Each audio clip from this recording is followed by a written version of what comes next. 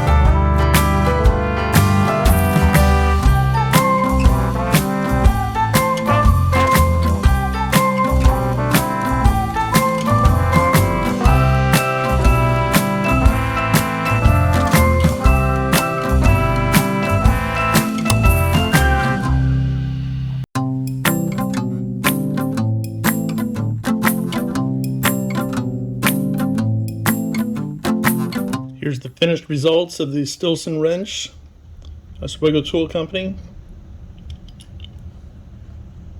There's the O&T logo on the top.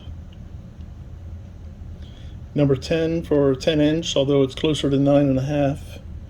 Forged steel.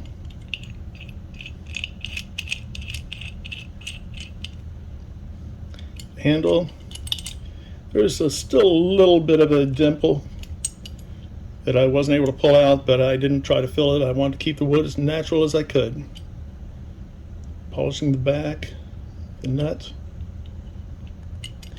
Turned out to be a beautiful project, and I'm enjoying having it hanging on my wall and using it when I need to. Thanks for coming along. Thanks for stopping by Wingnut's workshop. Have a great day.